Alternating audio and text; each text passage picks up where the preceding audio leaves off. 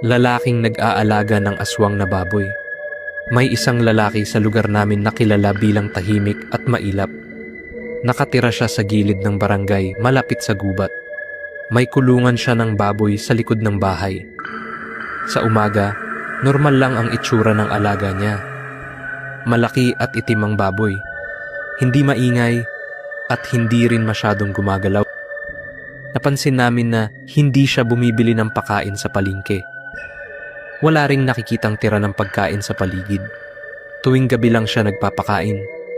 Kapag dumidilim na, saka siya lumalabas na may dalang timba.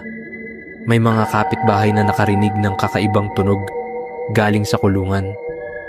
Hindi ito tunog ng baboy. Parang mababang iyak na pinipigilan.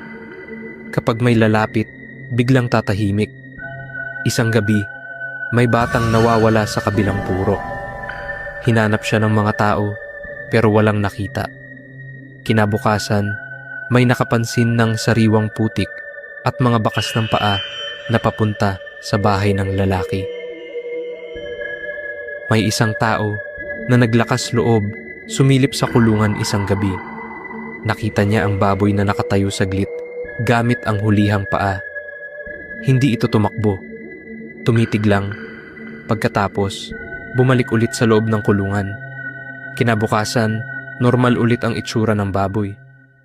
Nakahiga lang at parang walang nangyari. Ang lalaki ay nasa labas ng bahay at nagkakape. Tahimik lang siya at hindi nakikialam. Ilang araw ang lumipas, biglang nawala ang lalaki at ang baboy. Bukas ang kulungan at wasak ang bakod. May mga bakas sa lupa na palabas ng barangay at papunta sa gubat.